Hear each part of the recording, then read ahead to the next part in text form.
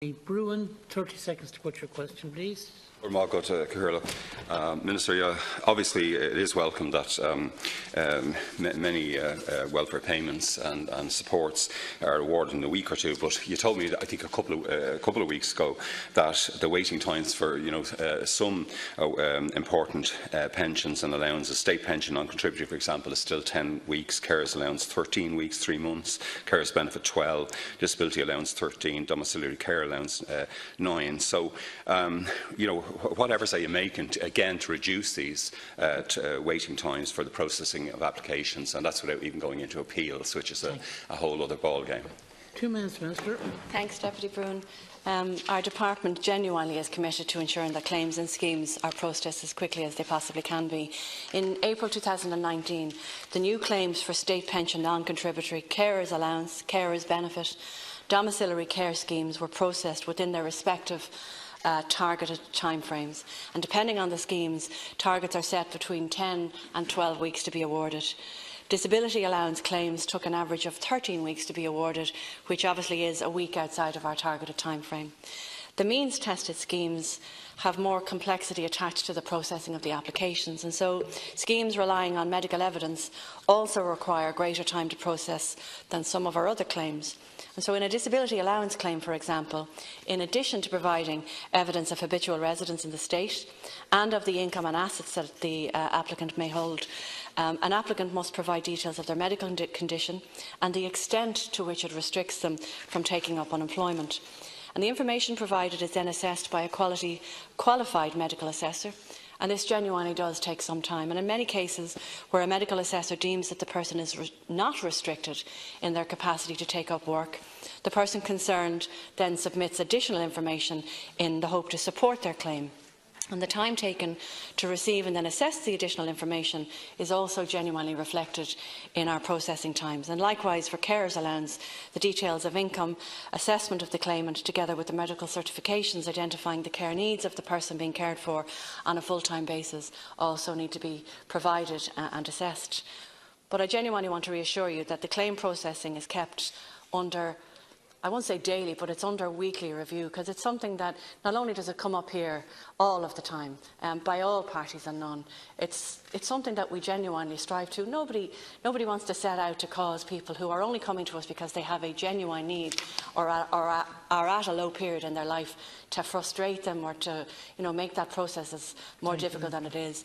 And I think the reflections on how we're approaching our new carers application, and we've done extensive work with the Carers Association and carers representation bodies to try and make that application process simpler and easier for the people who are applying, is only one of the small ways that we're trying to improve the way we do things. Sorry, Chair. Deputy. Well, Minister, we do hear, and we've all been around the doors and the DART stations and so on in recent weeks, we do hear, for example, in particular, a lot of horror stories about waiting times for Carers Allowance and even at times for Carers Benefit, which we worked on, I know myself and Deputy Penrose, in earlier Dáils to get it introduced. But I think you told us that there were very high levels of applications for Carers Allowance. I think there was something like 15,500 between January and September last year, and also for Disability Allowance about 17, nearly 18,000 in the same period. So, I mean, has the level of applications, is it more or less consistent in demographic terms, or are you tending to get more and more applications for the key allowances that I mentioned? And obviously you made the point in an earlier question as well to a number of us that around 85% of claims, I think, are awarded, and appeals are just for 1% of those refused. But at the same time, if you look at some of the waiting times for appeals, for oral hearings, they're incredible. Like Carers Allowance, again, you have to wait 28.4 weeks for an oral hearing and 24.3 weeks for a summary decision. Very similar in Carers Benefit. Disability Allowance 17.1 weeks, 23. So incredible waiting times when you go to that. And again, it was, I think, our ambition in previous eras to have an independent statutory process for appeals. And I know you said this again, well, you can appeal to the High Court and all the rest, but generally speaking, that doesn't happen. Thanks, Can. Or Thanks, Carers. Chair. Minister. So just to maybe give you some new stats on the last time that you would have asked the question. So there are currently 81,652 people in receipt of Carers Allowance, providing care to 89,679 recipients, with 49,704 qualified children. Carers Benefit. There are some 2,770 people in receipt of Carers Benefit, giving care to 3,185 people. The average processing time for Carers Benefit is 11 weeks, and the average processing time for Carers Allowance is 12 weeks. Sorry, it was 17.3 weeks, and at the end of April this year, it's down to 12 weeks. I'll give you all these stats, right, as opposed to just standing here and reading them to you. I know how frustrating it is, but it's equally as frustrating for us. And as we free up staff from other schemes, so for argument's sake, we potentially will have staff to be freed up from illness benefit arising from the extra staff that we would have put on them. When we have staff that are being freed up, we put them in the areas that are in most need. And I genuinely hope that people can see that the numbers are coming down. So the numbers for a DCA application has reduced drastically. Carers Allowance, Carers Benefit is reducing. We set the targets for a reason, and even 12 weeks is probably sometimes a little bit long, but we set the targets for a reason because we want to achieve them, and I hope that you can see the numbers are coming down. Final comment, Deputy. Is quite critical, and our hard-pressed staff in social protection. I mean, that would be a very important aspect of this. But again, early this year, I think I asked you about staff vacancies in our Kilbarrack and Coolock offices of the department, and you told me that that's in DBN, Dublin Bay North, obviously.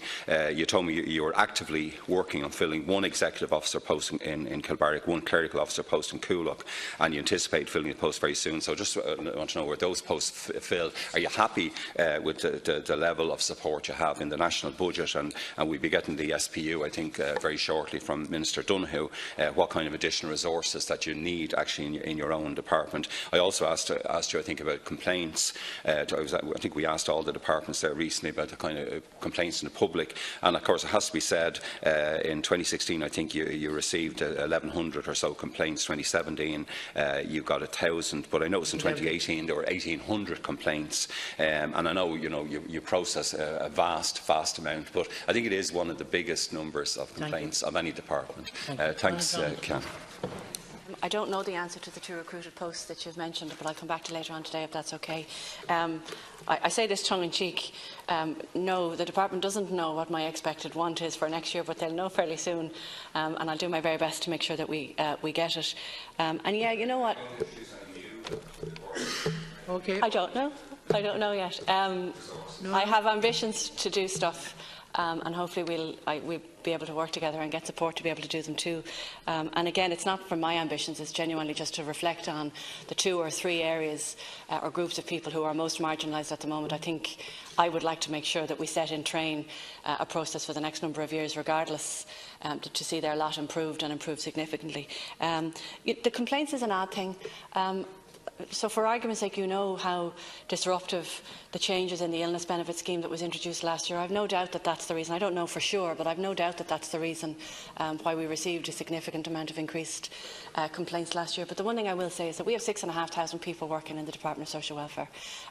They're incredible people. They genuinely are. They're a bunch of people that I have never met that have more empathy and understanding of people's plights when they're, down on their luck. And so, whilst people are entitled to make complaints, and thank you very much. Yeah, well, we've gone way over now on this question. Any assistance would be gratefully received. Tá an teacht a tá an teachta a sláthair